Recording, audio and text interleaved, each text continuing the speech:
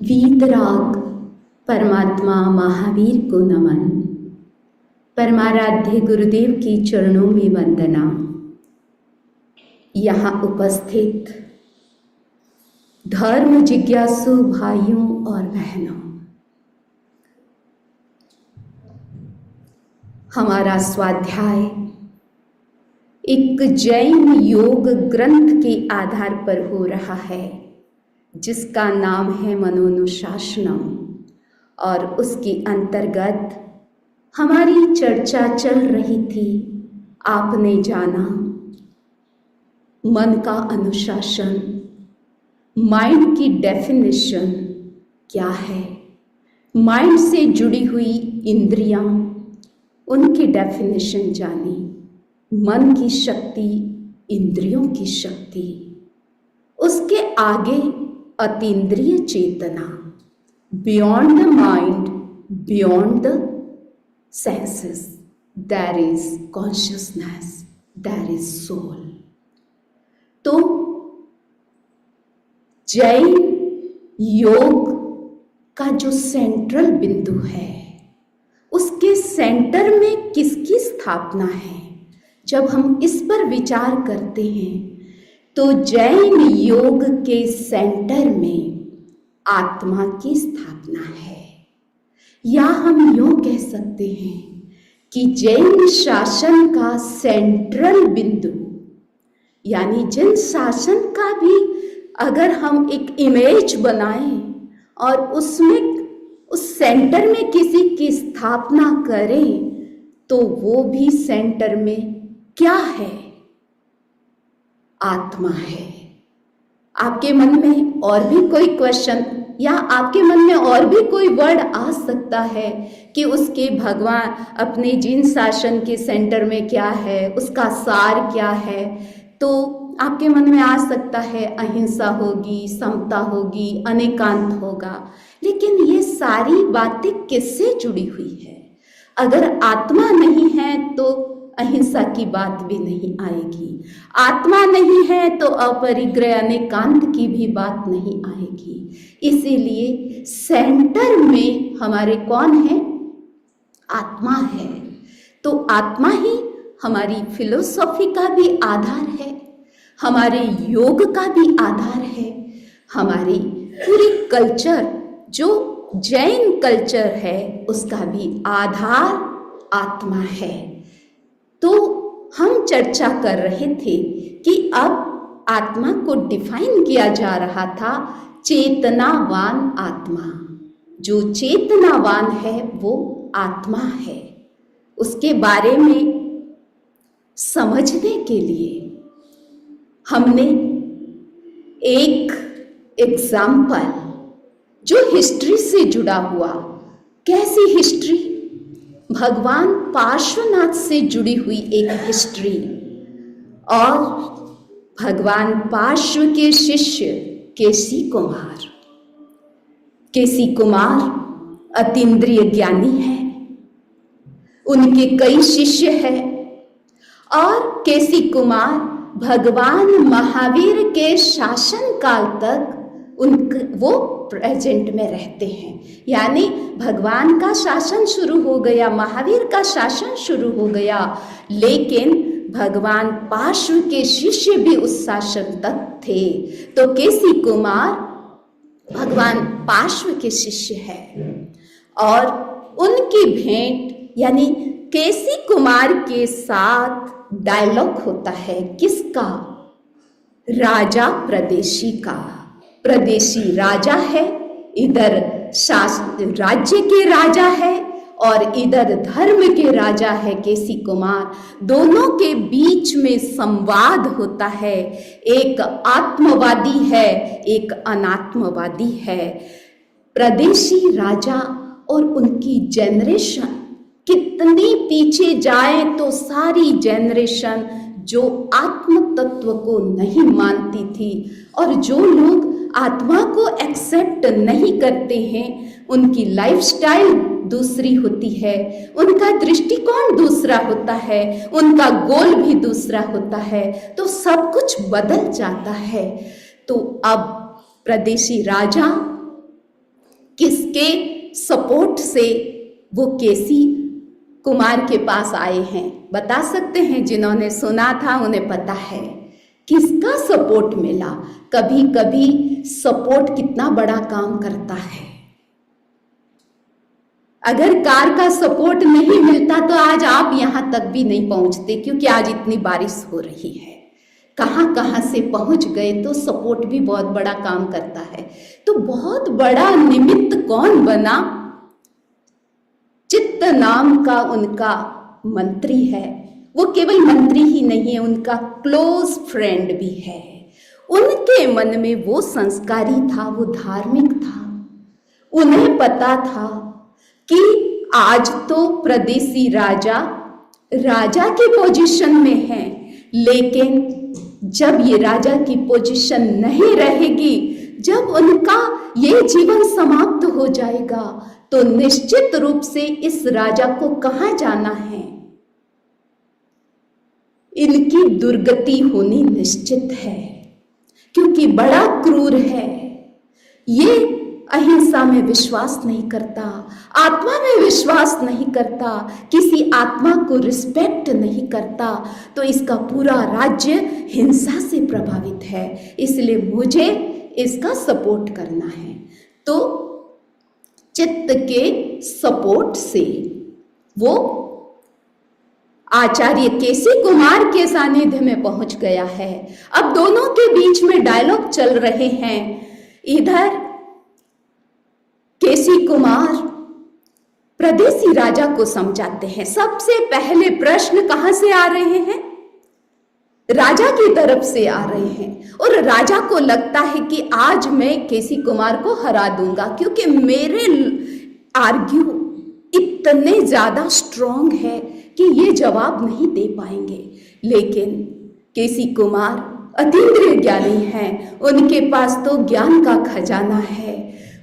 तो इसीलिए हर प्रश्न का जवाब केसी कुमार के पास है। प्रदेशी राजा बता रहा है कि मैंने सारे प्रयोग किए, एक्सपेरिमेंट किए। क्या क्या किए हैं? कि आत्मा में कोई वेट है या नहीं, उसके लिए मैंने क्या किया।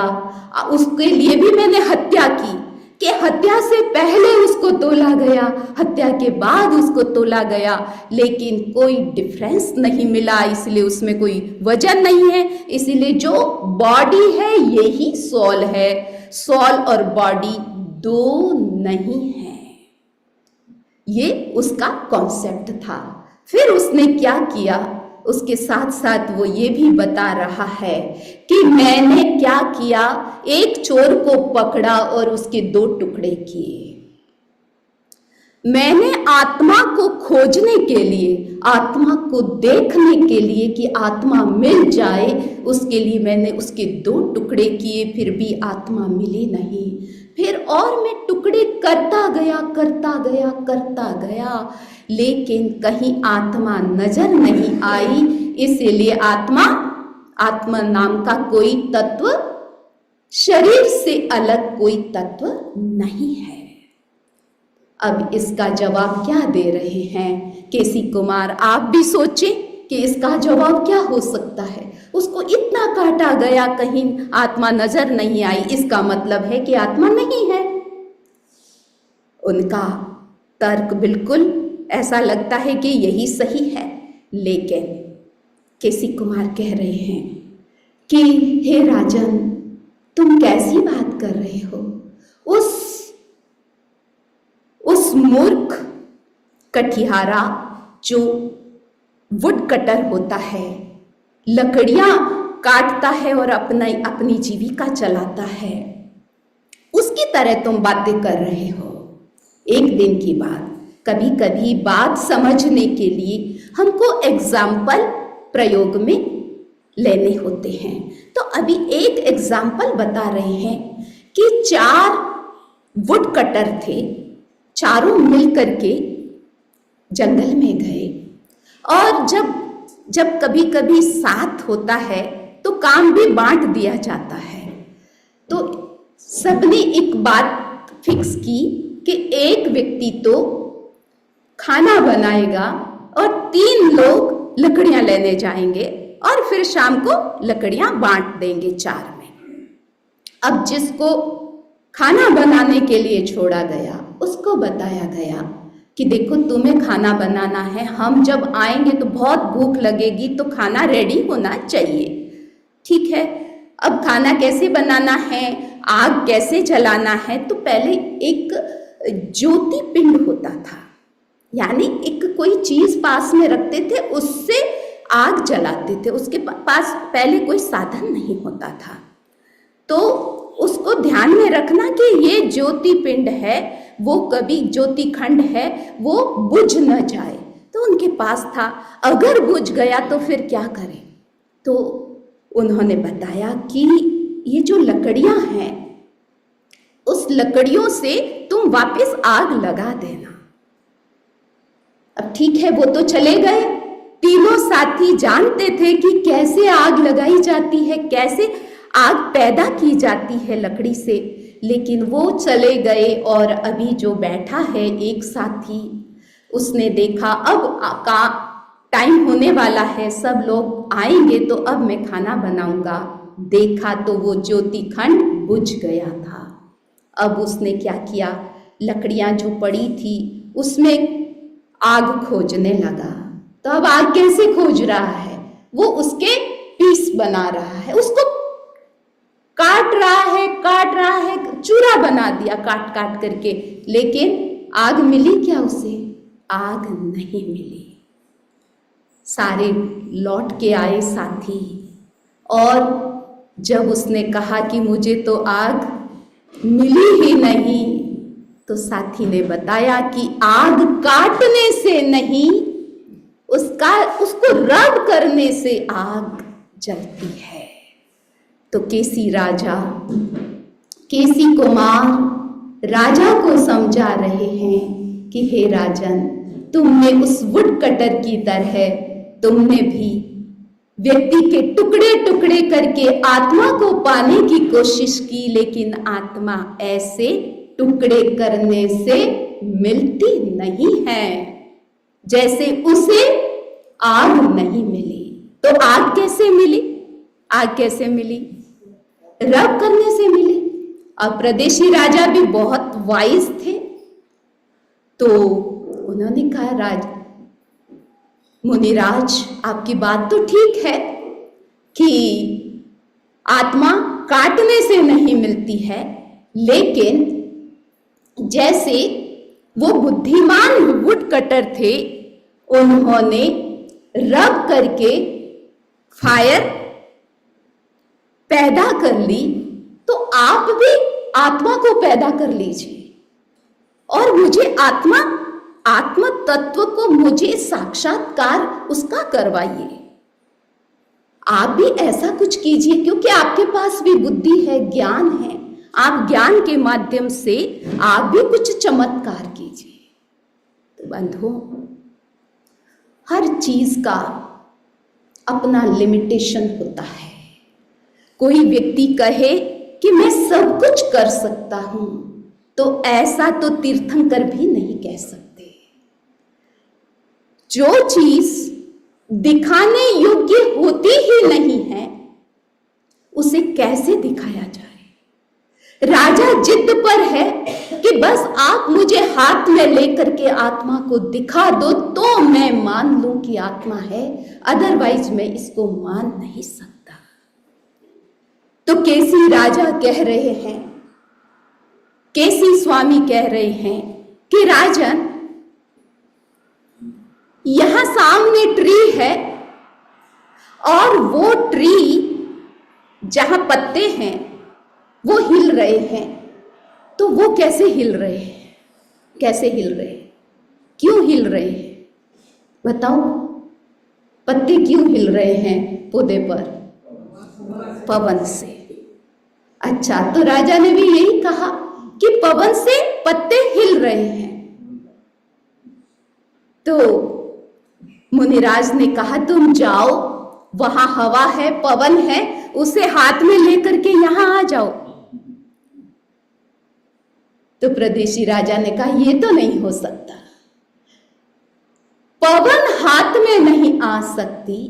आप पवन को महसूस करते हैं, उसको समझते हैं, मानते हैं, लेकिन उसे हाथ में दिखा नहीं सकते हैं। वैसे ही जो इनविजिबल जो चीज है उसको हम आंखों का सब्जेक्ट कैसे बनाएं, कैसे हम उन्हें दिखाएं?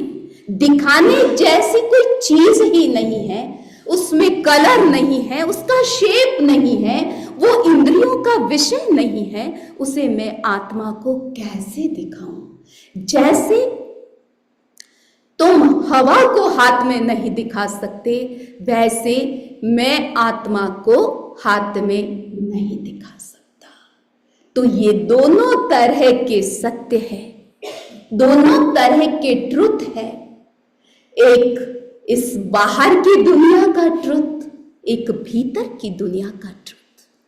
ये बाहर की आंखें देख रही है, ये भी सच है, लेकिन बियॉन्ड आइज, उसके पार जो सत्य है, जिसे हम सूक्ष्म सत्य कहते हैं, वो पीछे है, वो भी सत्य है। तो हे राजन, तुम्हें दोनों सत्य मानने होंगे।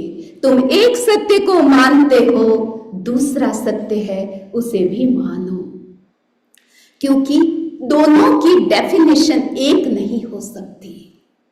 जिसको हम बाहर की आंखों से देख रहे हैं, उसमें भी कभी कभी क्या होता है कि उसमें भी रूल एक नहीं होते हैं। जैसे एक बच्चा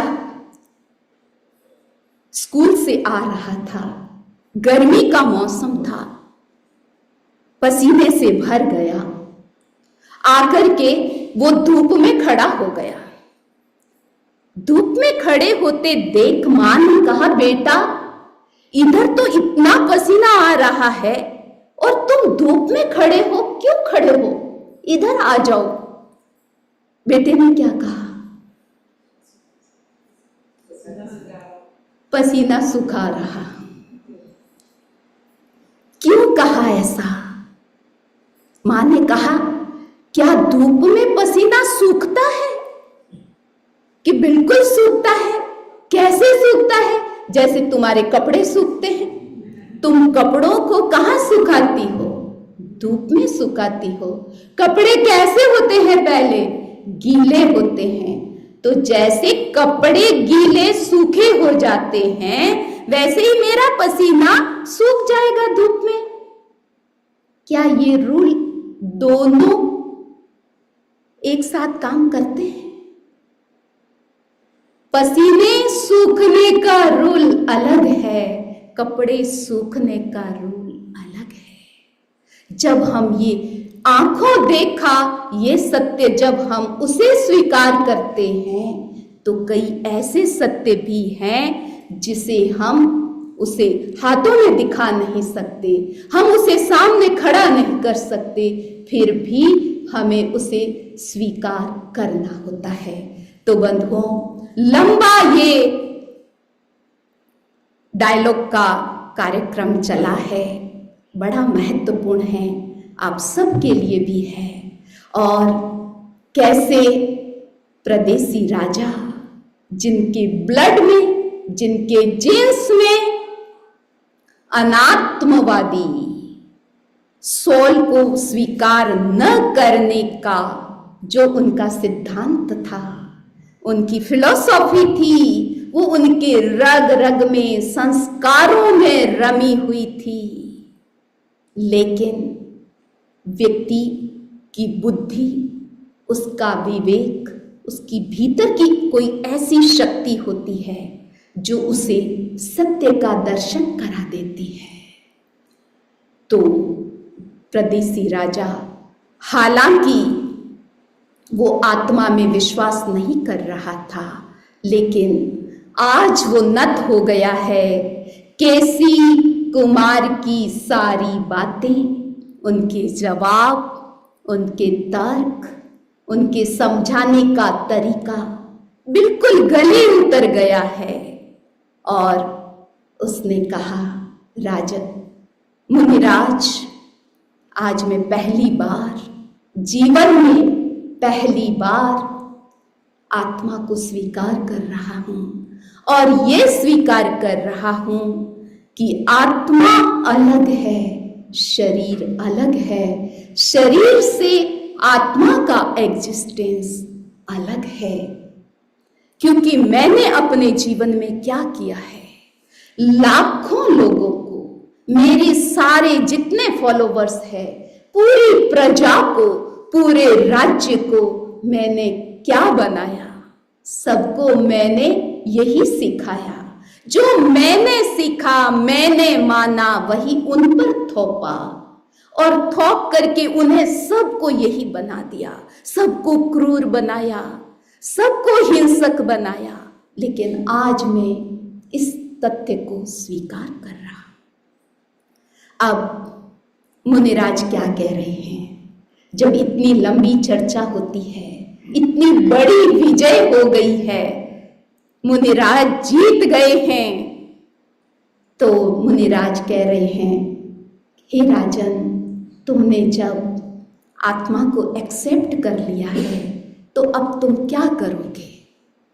क्या करोगे? तो आप अब उसका जवाब सुने। राजा क्या कह रहा है? राजा कहता है कि बस मैं मेरे रास्ते, आप अपने रास्ते, अपना बात हो गया है, बस अपनी मीटिंग खत्म हो गई है।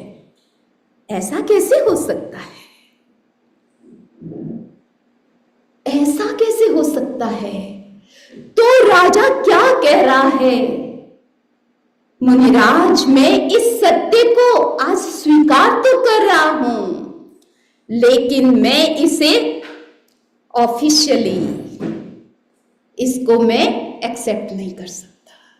बस जान लिया है, ठीक है, आपकी बात ठीक है, यहां तक ठीक है, लेकिन मैं पब्लिकली ये मैं नहीं कह सकता हूं कि मैं आत्मवादी हो गया हूं।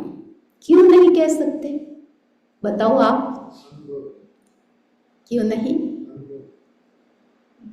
अनुभव नहीं हुआ। मुनिराज ने अनुभव उनको थोड़ा तो करवा ही दिया है, लेकिन फिर भी वो तैयार नहीं है। क्यों नहीं है बोलो? बिल्कुल प्रैक्टिकल है। सोच तो बदली है, उनकी तो बदली है, लेकिन कारण बता रहे हैं। कारण क्या है? पूरा राज्य जिसको मैंने ही ट्रेंड किया है, मैंने सबको कहा है कि आत्मा अलग कोई चीज नहीं है, कोई पुनर्जन्म नहीं है, कोई कर्म नहीं है, कोई धर्म कर्म नाम की चीज नहीं है। मैंने ही सिखाया है। अब मैं उनके सामने कैसे जाऊं? मैं कैसे बोलूं? तो सबसे पहले मेरी प्लानिंग क्या है? मैं राज्य में जाऊंगा, सबसे पहले मैं मेरे जो क्लोज मेरे परिवारजन हैं उनसे बात करूंगा, उनको कन्विंस करूंगा। उनको बड़ा आश्चर्य होगा, वो मानने के लिए तैयार नहीं होंगे, और फिर धीरे धीरे करके पूरी प्रजा को मैं उनका ब्रेन वॉश करूंगा, और उसके बाद मैं आपके पास आकर के ये सत्य स्वीकार करूंगा।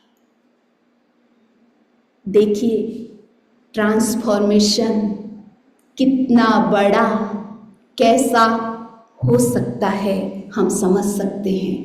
हम लोगों के लिए तो कोई भी बात इम्पॉसिबल नहीं है। जब प्रदेशी राजा के लिए इम्पॉसिबल नहीं, तो हमारे लिए तो सब चीजें कितनी सहज हो सकती है। आप यहाँ जितने बैठे हैं, बहुत बारीक भ्रम भी हमारे भीतर चलता है, डाउट हमारे भीतर चलता है। कभी हम माइंड के लेवल की बातें आत्मा के साथ जोड़ देते हैं, कभी हम शरीर के लेवल की बातें जोड़ देते हैं, कभी इंद्रियों के लेवल की बातें, कभी ये नेम फेम, निंदा प्रशंसा, प्रगति हार जीत, सब कुछ पुण्य पाप सबको हम आत्मा के साथ जोड़ करके उनके साथ डिफाइन करना शुरू कर देते हैं। तब हम आत्मा को भूल जाते हैं, उसी को मानने लग जाते हैं। तो हम भी ऐसी भूल न करें। इस चीज को हमें समझना है कि कर्म, शरीर, इंद्रियां, मन एक लेवल तक आत्मा के संयोग में है, लेकिन वो सब उसके जो इफेक्ट्स है, सारे के सारे इफेक्ट्स आत्मा से रिलेटेड नहीं है। उनका भी अपना स्वभाव है, कर्मों का अपना स्वभाव है, मन का अपना स्वभाव है। सबका जो जो काम है, जो जो उनका स्वभाव है, वो भी करते हैं। तो इन सब को समझना है। तो प्रदेशी राजा समझ गए हैं, अब राज्य लौट गए हैं। सबको बड़ा आश्चर्य हो रहा है। राजा बदले बदले से लग रहे हैं। उन्होंने पहली बार एक उत्सव के रूप में सबको इनवाइट किया है। सबके मन में प्रश्न है कि राजा किसी उत्सव को तो मानता ही नहीं है, आज कैसे मानने लग गया है? सबको क्यों बुलाया है? सबको बुलाया है राजा ने, और बहुत मुश्किल है। एक बार जो चीज दिल में बैठ जाती है उसको निकालना कितना कठिन होता है। एक छोटा सा कांटा भी अगर चुभ जाता है पैर में, वो तो अभी अभी चुभा है, अब अंदर गया है, कितना ग्रॉस लेवल की चीज है, वो भी निकालनी मुश्किल हो जाती है। कभी कभी अंदर रह जाता है और बड़ा घाव हो जाता है। तो ऐसे संस्कार, जन्मों के संस्कार, गहरे संस्कार जो वो ही किए हुए हैं, जीवन में वही देखा हुआ है, उसको कैसे बदला जाए? लेकिन एक व्यक्ति कैसे सबको बदलता है वो भी देखें। उस जमाने की बात हम सोचें कि प्रदेशी राजा का पुरुषार्थ आप देखिए। एक पुरुषार्थ था गलत दिशा में, और अब उनका पुरुषार्थ सही दिशा में पूरे राज्य को बदल दिया। और अपनी रानियां, अपने बेटे, सबको ये उपदेश दिया है, सबको कन्विंस किया है, और सबको लेकर के अब कहाँ आए हैं? कहाँ आए हैं? केसी कुमार के पास आए हैं। लोग सब अजूबा देख रहे हैं, उनके लिए सब कुछ नया है। जो राजा कल तक किसी मुनि का नाम तक सुनना नहीं चाहता था, वो आज मुनि के चरणों में पहुंचा है। अब प्रदेशी राजा कहते हैं, मुनिराज, ये पूरा परिवार, ये मेरा राज्य सब यहाँ उपस्थित है। मैंने सबको मेरी जो फॉल्ट थी, मेरा जो झूठ था, झूठी धारणा थी, गलत धारणा, सबके बीच में मैं ये स्वीकार कर रहा हूं कि मेरी जो धारणा थी कि शरीर और आत्मा एक ही है, शरीर खत्म हो जाता है तो उसके साथ आत्म तत्व का कोई चीज रहती नहीं है, उसके साथ ही खत्म हो जाती है। पुनर्जन्म कुछ है नहीं, ये मोक्ष कुछ है नहीं। लेकिन आज वे इनके सामने, तो केसी कुमार के सानिध्य में राजा सब कुछ स्वीकार करता है और अपने आप को प्रस्तुत करता है कि अब भगवान मेरे लिए क्या आदेश है, आपका मेरे लिए क्या उपदेश है। अब मैं आपके चरणों में आ गया हूँ, आप मुझे उपदेश दें कि अब मेरी दिनचर्या, मेरी लाइफस्टाइल कैसी होगी। अब मैं राज्य में वापस जाऊंगा, तब मेरा जीवन कैसा होगा, मैं क्या करूं। तब केसी कुमार चतुर्याम धर्म का उपदेश देते हैं। सबको पता है चतुर्याम धर्म क्या है और अभी कौन सा चल रहा है? भगवान महावीर के शासन में कौन सा धर्म चल रहा है? भगवान पार्श्व के समय क्या था? आपको ये भी जानकारी रहनी चाहिए। तो भगवान पार्श्व के समय 5 जो अणुव्रत महाव्रत होते हैं वो 5 नहीं थे, 4 थे। चतुर्याम धर्म था। तो एक किस में इंक्लूड हो गया? ब्रह्मचर्य है वो अलग से नहीं था, वो अपरिग्रह में या दूसरे अहिंसा में ले लिया तो उसको उसमें ले लिया। तो अहिंसा, सत्य, अचौर्य और अपरिग्रह, ये 4 चतुर्याम धर्म था। तो सबसे पहले अहिंसा का पाठ केसी कुमार ने पढ़ाया है। ये 4 धर्म उनको स्वीकार किया है और अब उन्हीं को पालन करना है, उसके बारे में बताया है। सब लोगों को भी बताया है, लेकिन लोगों की तो गारंटी राजा नहीं ले सकते क्योंकि ये सब इंडिविजुअल होता है। अब कौन कितने हद तक चेंज होता है, कौन नहीं होते हैं, ये बात दूसरी है। लेकिन प्रदेशी राजा चेंज हो गए हैं। अब वो क्या कर रहे हैं? अब मैं आपको बता रही हूं कि उपदेश तो दे दिया, लेकिन कोरा उपदेश भी कहां तक काम करता है पता है आपको?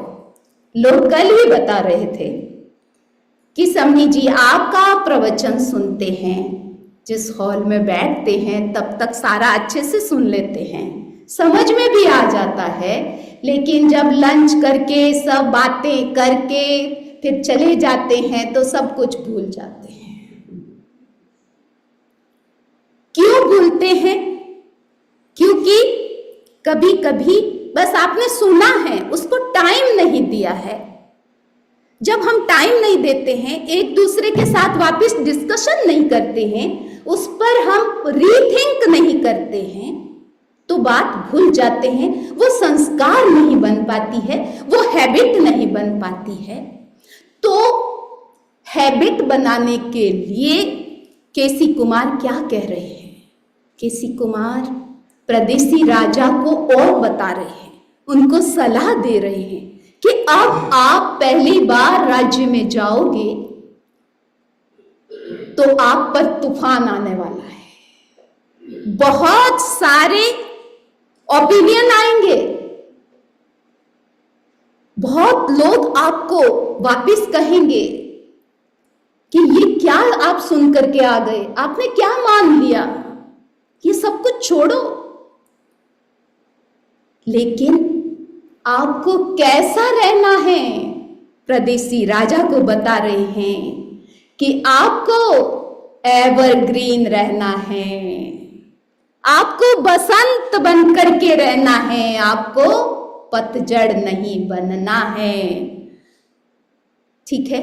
आत्मा क्या है? आत्मा बसंत है।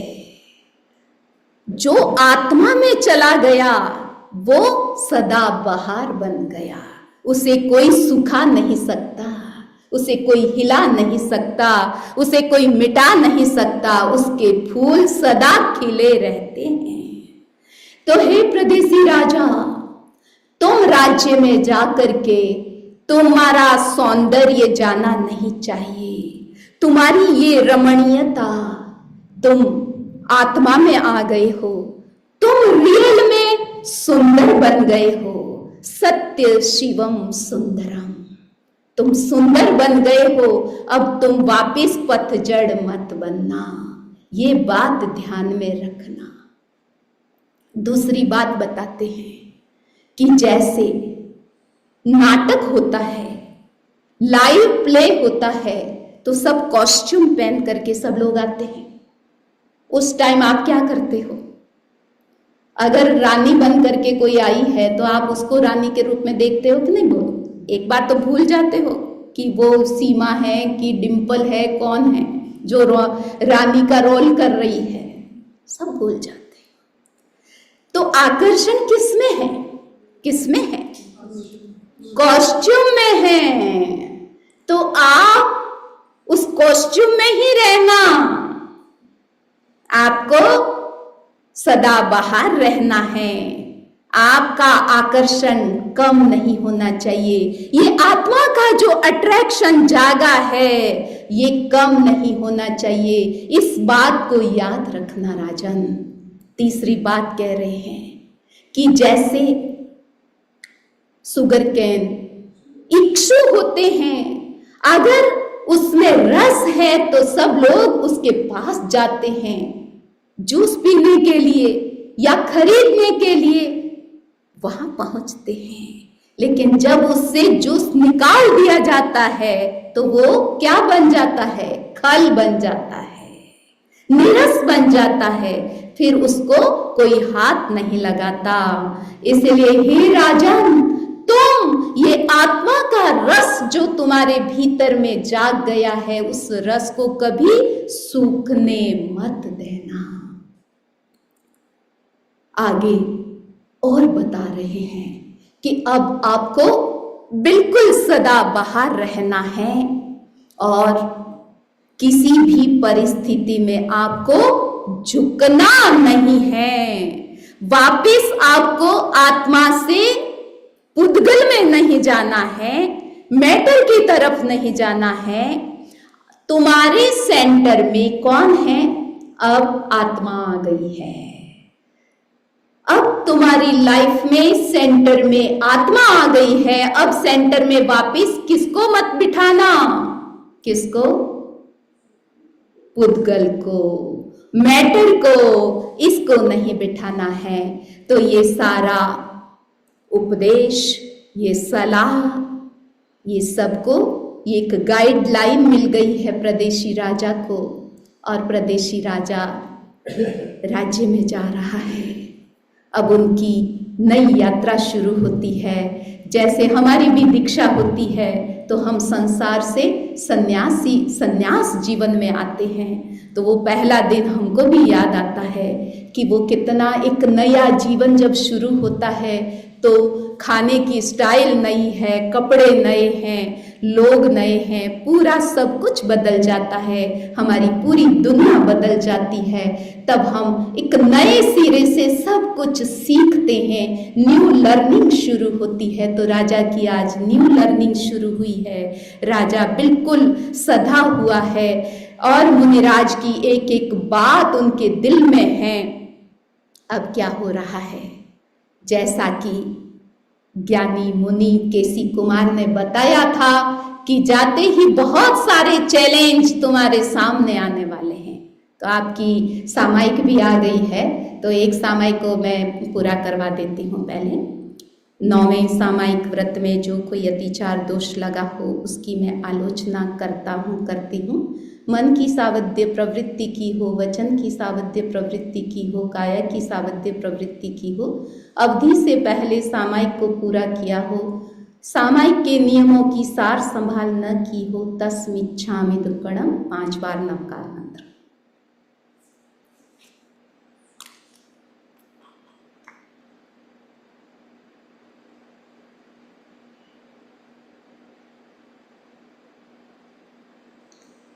ओम अरहम। तो राजा के सामने चैलेंज, और सबसे पहला चैलेंज किसकी तरफ से आता है? आप गैस करो।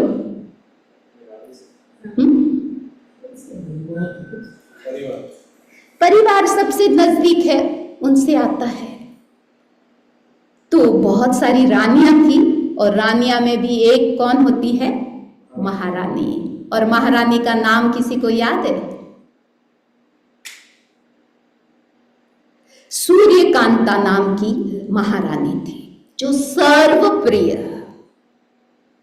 सबसे प्रिय, सबसे ज्यादा किससे राजा प्रेम करता था? महारानी सूर्यकांता से, उससे प्रेम करता था। अब सूर्यकांता तो इतनी ऐशो आराम में जीने वाली, उसको तो ये बात, धर्म की बात उन्हें नहीं सुहाती। जो नाइट क्लब की लाइफ जीने वाले होते हैं उन्हें वो नाइट क्लब ही सुहाता है, ये धर्म क्लब नहीं सुहाता। इसी तरह सूर्यकांता को कोई बात समझ में नहीं आई। उसने बहुत प्रयत्न किया राजा को समझाने का कि राजा समझ जाए, लेकिन राजा बदला नहीं।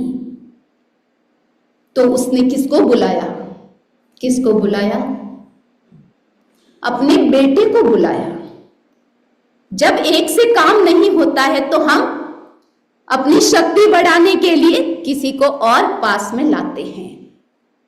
बेटे को बुलाया, बेटे को कहा तुम्हारे पिताजी को हो क्या गया है? सब कुछ बदल दिया है उन्होंने, अब कुछ भी नहीं करेंगे, हमारे साथ तो अच्छे से बात भी नहीं कर रहे हैं।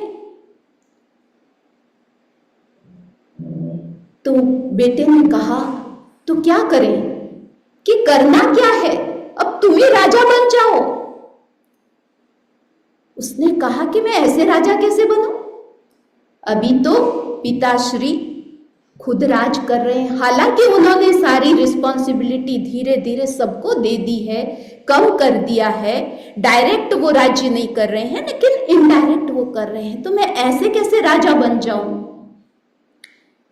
तो इसकी चिंता तुम मत करो, ऐसा करते हैं कि राजा की हत्या करवा देते हैं। कौन कह रहा है? सर्वप्रिय व्यक्ति, सबसे प्रिय व्यक्ति ये सोच रहा है राजा के लिए, जो राजा के बिना एक पल भी नहीं रहने वाला। वो रानी कह रही है, महारानी कह रही है कि मैं राजा को मरवा देते।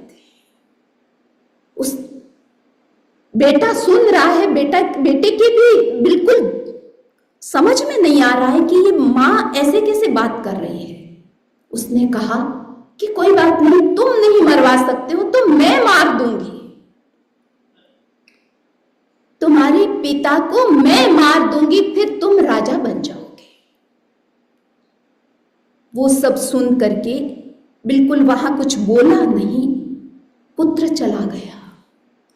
अब जो भूल करता है, जो अपराध करता है, जो पाप करता है, उसका भय तुरंत पैदा हो जाता है। एट सेम टाइम इधर मिस्टेक, इधर पाप और इधर भय साथ साथ चलते हैं।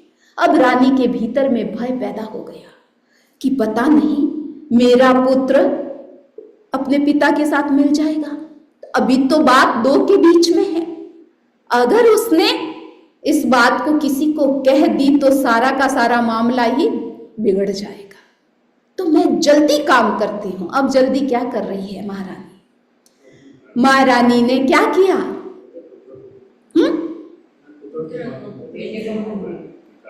बेटे को नहीं, बेटे तक दिल नहीं जाता है पहले। उसने खाने में जहर डाल दिया कि राजा अभी खाना खाएगा, तो उसने जहर मिला दिया। और आगे क्या करती है कि पता नहीं, कभी कभी राजा खाना खा ले न भी खाए तो कैसे हो। तो अब आगे दिमाग क्या लगा रही है? जितने सारे ऑर्नामेंट्स थे, सारे आभूषण थे, सब कपड़े थे, तो राजा तो शाम को कपड़े भी बदलते हैं, वापस स्नान होती है उनके सब कपड़े चेंज होते हैं। तो सबके पॉइजन लगा दिया कि कुछ भी करे वो, कुछ कपड़े पहने तो भी, आभूषण पहने तो भी, खा ले तो भी, उसको बस जल्दी से जल्दी वो मर जाए, उसकी पूरी की पूरी व्यवस्था कर दी है। अब राजा का दिल साफ है, राजा के मन में कोई पाप नहीं है। जैसे समय हुआ भोजन का, सारे कपड़े पहने भोजन के लिए तैयार हो गया, और जो विष युक्त जहर था उसको उसने जैसे ही खाना शुरू किया, उसके भीतर में वेदना शुरू हो गई है, शरीर का रंग बदल गया है। अब अब राजा क्या सोच रहा है? वो समझ गया है, सोच नहीं रहा है, समझ गया है कि क्या हुआ है। सब कुछ बात समझ में आ गई है और किसने किया है ये भी बात समझ में आ गई है। लेकिन अब तो खाना अंदर चला गया है, विष अंदर चला गया है। राजा के पास पहले ऐसी अंगूठी होती थी, रिंग होती थी कि उस रिंग को भी जब आप उसको भी अगर आप छू लेते थे तो जहर काम नहीं करता था। अगर जहर चला गया और अंगूठी उसको आपने मुंह में डाल दी तो जहर चढ़ता नहीं था, लेकिन उसने तो सब जगह जहर लगा दिया है। अब राजा वहां से धीरे धीरे उठ करके अपने रूम में आया है। पूरा शरीर वेदना से भरा हुआ है। सारी स्टोरी बिल्कुल क्लियर है। कौन अपराधी है, किसका हाथ है, सब कुछ पता है। लेकिन राजा के भीतर में केसी मुनि का उपदेश, उनका उपकार अब काम आ रहा है। उनकी ये फिलॉसफी अब काम आ रही है। अब वो प्रैक्टिकल रूप से काम आ रही है। अब वो सोच रहा है कि ये पॉइजन क्या है, ये कैसे काम कर रहा है, ये पॉइजन भी किस पर काम करता है, पॉइजन का इफेक्ट भी कहाँ होता है, शरीर पर होता है। तो पॉइजन भी क्या है, मैटर है, शरीर भी मैटर है। लेकिन मैं क्या हूं, मैं आत्मा हूं। ये जहर आत्मा को मार नहीं सकता, उससे ये अलग है। अब मुझे समता में रहना है, अब मुझे संयम में रहना है, मुझे किसी पर वार नहीं करना है। और राजा समता की साधना उसका एकदम उसका हाथ पकड़ लिया है और समभाव से अपने शरीर का त्याग कर देते हैं। कहते हैं वहां से मर करके राजा देवगति में पैदा होते हैं, सूर्याभ नाम के देव बनते हैं। और तुरंत जब देवगति में जब जीव पैदा होता है तो उसे पता, वो ज्ञान लगाता है कि मैं यहां कैसे पहुंच गया, किसके कारण पहुंचा। तो उनके पास ज्ञान होता है, अवधि ज्ञान। अवधि ज्ञान से राजा देवता जानते हैं कि किसने मेरे पर उपकार किया, उस उपकार के कारण मेरी ये गति हुई है। तो तुरंत देव, सूर्याभ देव कहां आते हैं, केसी कुमार के चरणों में पहुंचते हैं। और जहां देव आते हैं तो उतना सारा वैभव, उनकी वो पूरी छटा, वो सारा का सारा ऐश्वर्य युक्त वो दृश्य सब सामने आ गया। तो राजा देव के रूप में केसी कुमार के उपकार को मानते हुए उनके चरणों में वंदन करने के लिए आया। तो बंधुओं, ये कथा हमारे सामने है और ये इतिहास की रियल कथा है, ये कोई काल्पनिक कथा नहीं है।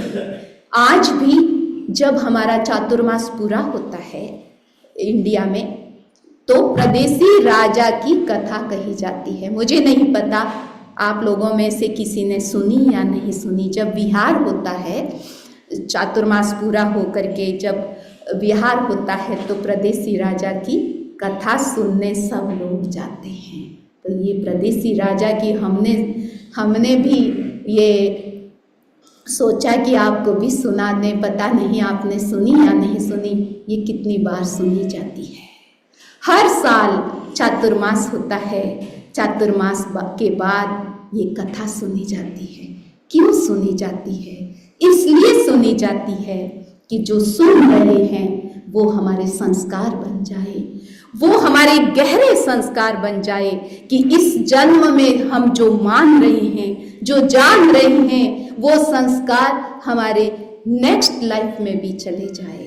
तो इसलिए उसको बार बार सुनते हैं कि जैसे प्रदेशी राजा ने ये सत्य धर्म अपनाया, ये आत्म धर्म को स्वीकार किया, तो हम सभी तो बाई बर्थ आत्मवादी परिवार में हम जन्मे हैं।